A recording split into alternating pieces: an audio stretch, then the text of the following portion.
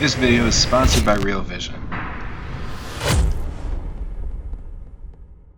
People love talking about politics, and everybody seems to have an opinion. I mean, come on, just check your Facebook feed. Sadly, these days, political discussions tend to get a little ugly, and they always seem to focus on the lowest common denominator. You got topics like the wall that are just lightning rods because everyone can and does have opinion about it. But how many people do you meet that have a strong opinion on global trade or how politics affects the Fed? Now, of course, politics pretty much seeps into every aspect of life, whether you like it or not. But a good question is how much politics has to do with the investing world. And that's what we're going to analyze today on this week's episode of Real Vision's The One Thing.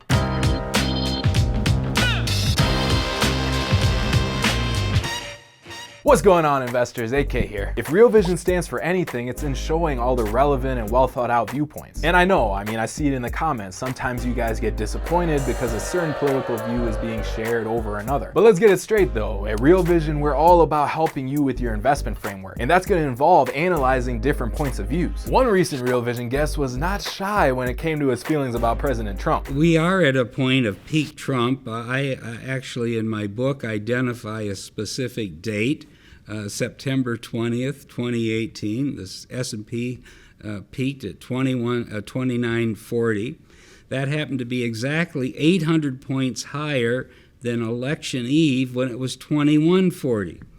So Trump called it one big fat ugly bubble, an overvalued market, an accident waiting to happen in the campaign. He was right then, and yet he's such an incorrigible egotist that he could not prevent himself from embracing 800 points of gain that were utterly unjustified and that are going to come back to bite him hard as the air comes out of this balloon. David Stockman is no stranger to politics. He worked for Ronald Reagan's administration and is actually the father of Reaganomics. He assigns a lot of what's happening in the markets and economy to politics. Now, sometimes it's not politics that interferes with business, but it's actually the other way around. Roger McNamee, a VC legend, recently discussed how dangerous it is to have corporations like Facebook influencing the public and manipulating elections. The percentage of the U.S. population that believes things that are demonstrably not true has grown exponentially.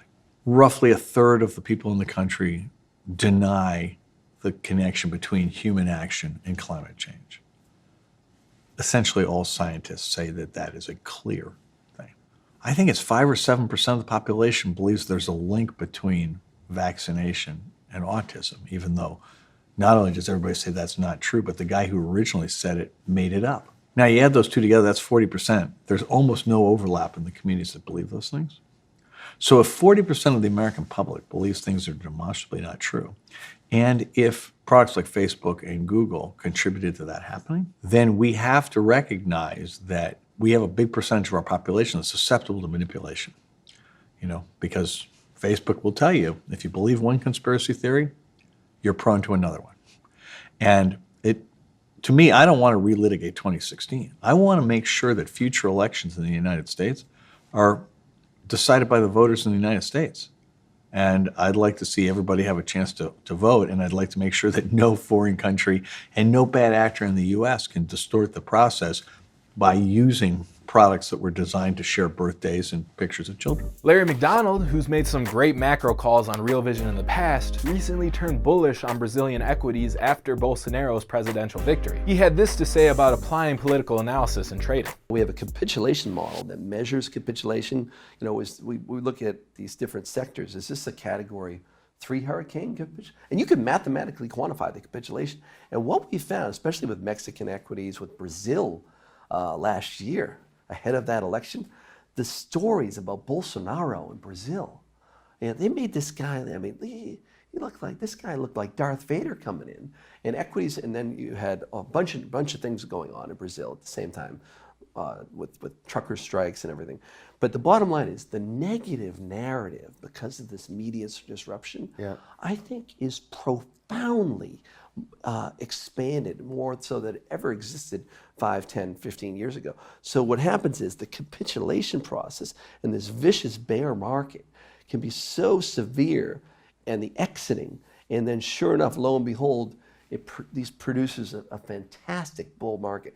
Brazil equities are up since October, 30, 40%, 35%, and the US equities are flat.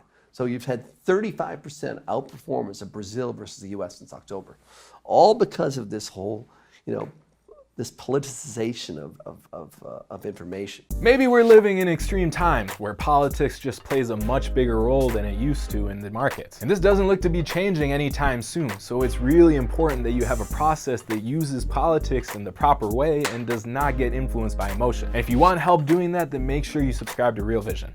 I'll talk to you next week.